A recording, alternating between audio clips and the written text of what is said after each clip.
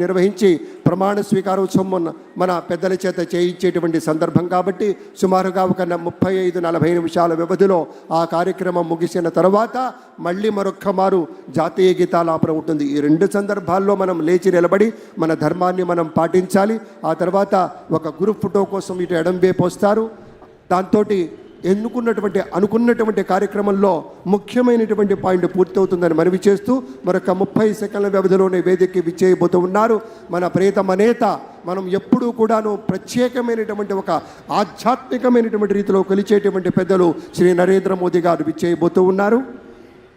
అలాగే రాజకీయాల్లో మరి ఒక్కొక్క మెట్టు ఎదుగుతూ తండ్రి వారసత్వాన్ని పుణికి పుచ్చుకుని దేశ రాజకీయాల్లో తనకంటూ ఒక పేజీని లిఖించుకున్నారు దగ్గుపాటి పురంధరేశ్వరి గారు.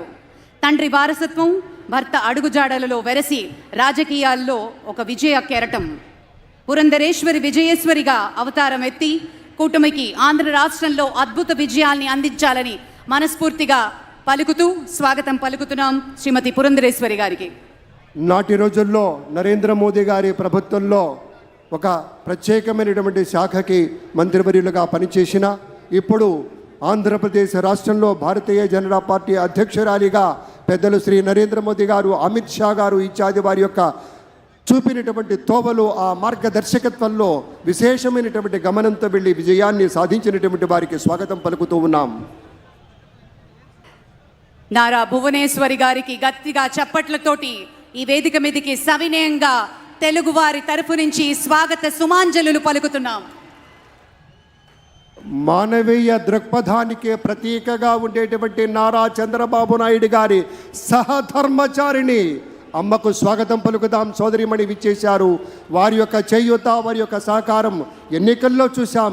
నాటి రోజున అన్యాయంగా అక్రమంగా ఇబ్బందులు పెట్టిన రోజున ఆ తల్లి రాష్ట్రమంతా తిరిగి అందరి యొక్క శక్తిని నింపి అందరికీ కావలసినటువంటి ఉత్సాహాన్ని ఇచ్చింది.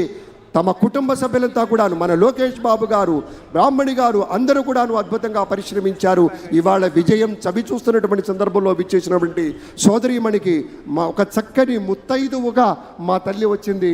ఆ తల్లికి స్వాగతం. అదిగో మన బాలయ్య బాబు సోదరీమణితో ఆత్మీయంగా స్పర్శ గావిస్తూ ఉన్నారు. స్వాగతం, సంతోషం.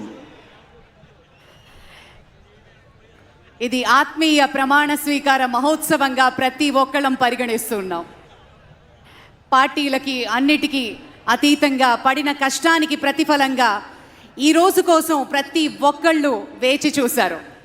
కొన్ని లక్షల గుండెలు వేగంగా కొట్టుకుంటున్న తరుణం, కొన్ని కోట్ల మంది ప్రత్యక్షంగా పరోక్షంగా వీక్షిస్తున్న క్షణం.